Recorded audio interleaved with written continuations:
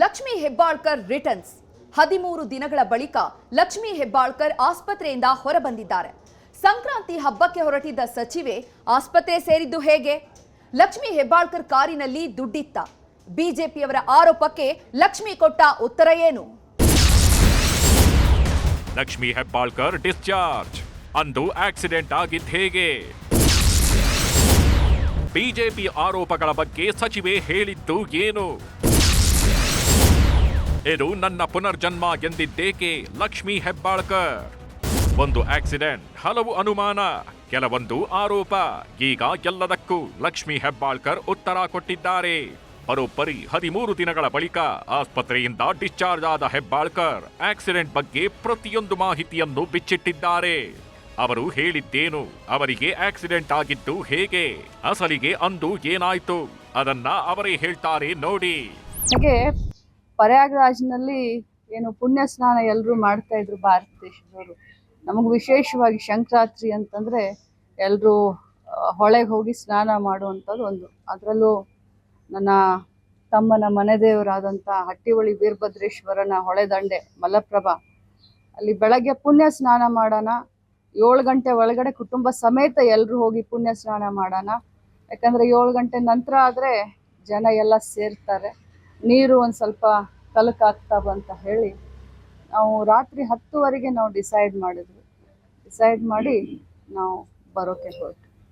ರಾತ್ರಿ 10ವರೆಗೆ ಇನ್ನು ಎಸ್ಕಾಟ್ಗೆ ದಿಢೀರಂತ ಡಿಸಿಷನ್ ತೊಗೊಂಡಾಗ 10ವರೆಗೆ ಏನು ಸಾವಕಾಶ ಹೋಗೋಣ ಅಂತ ತಮ್ಮ ಹೇಳಿದ್ರು ಕೂಡ ಸಾವಕಾಶ ಹೋಗೋಣ ಅಂತ ನಾನು.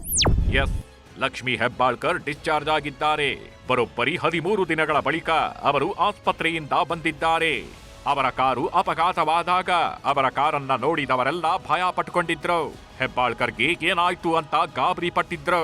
ಯಾಕಂದ್ರೆ ಮರಕ್ಕೆ ಗುದ್ದಿದ್ದ ಅವರ ಕಾರು ನಜ್ಜುಗುಜ್ಜಾಗಿತ್ತು. ಹೆಬ್ಬಾಳ್ಕರ್ ಅವರನ್ನ ಸ್ಟ್ರೆಚರ್ ಮೇಲೆ ಹೊತ್ಕೊಂಡು ಹೋಗಲಾಗಿತ್ತು. ಹಾಗಾಗಿ ಅವರಿಗೆ ಏನಾಯ್ತು ಅಂತ ಎಲ್ಲರೂ ಆತಂಕ ಪಟ್ಕೊಂಡಿದ್ರು. ಆದರೆ ಈಗ ಅವರು ಕ್ಷೇಮವಾಗಿ ಬಂದಿದ್ದಾರೆ. ನನಗೆ ಆಗ್ಬಾರ್ದಂತ ಒಂದು ದುರ್ಘಟನೆ ಆಗ್ಬಾರ್ದಾಗಿತ್ತು. ಆದರೆ ಪ್ರಾಣಾಯಾಮ ಅಂದರೆ ನಾನು ಯಾವ ರೀತಿ ಒಂದು ಕೊನೆ ಹಂತವನ್ನು ನೋಡಿ ಇವತ್ತು ಬದುಕಿನಲ್ಲಿ ಹೋರಾಟ ಮಾಡಿ ಇವತ್ತು ಬದುಕಿ ಮತ್ತೆ ಹೊರಗಡೆ ಬರ್ತಾ ಇದ್ದೀನಿ.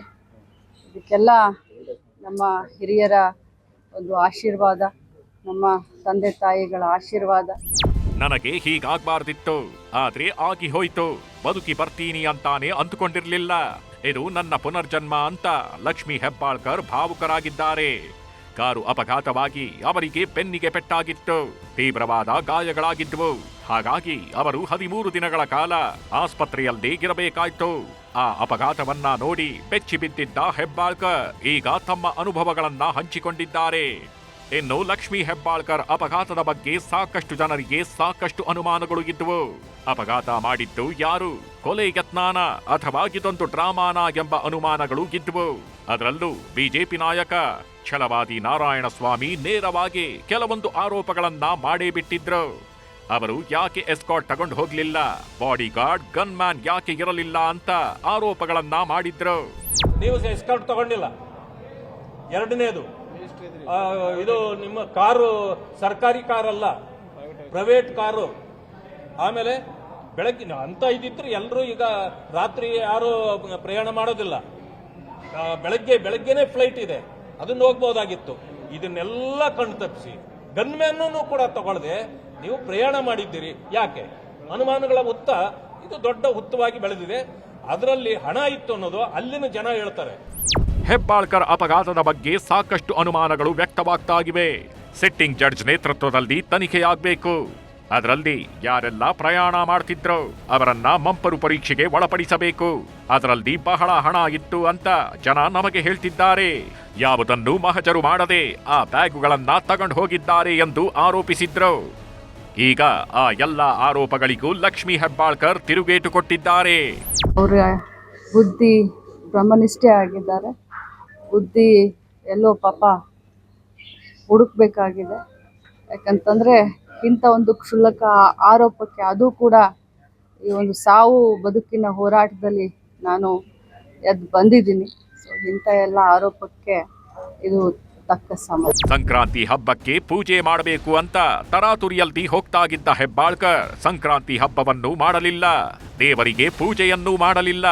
ಈಗ ಗಣರಾಜ್ಯೋತ್ಸವ ದಿನಾಚರಣೆಯಂದು ಆಸ್ಪತ್ರೆಯಿಂದ ಡಿಸ್ಚಾರ್ಜ್ ಆಗಿದ್ದಾರೆ.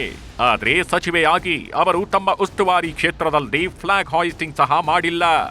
ಅವರ ಬದಲಿಗೆ ಕಂದಾಯ ಸಚಿವ ಕೃಷ್ಣ ಬೈರೇಗೌಡ ಧ್ವಜಾರೋಹಣ ಮಾಡಿದ್ದಾರೆ. ಲಕ್ಷ್ಮೀ ಹೆಬ್ಬಾಳ್ಕರ್ಗೆ ಅಪಘಾತದ ಹಿನ್ನೆಲೆ ಸಚಿವ ಕೃಷ್ಣ ಬೈರೇಗೌಡ ಧ್ವಜಾರೋಹಣ ಮಾಡಿದ್ರು.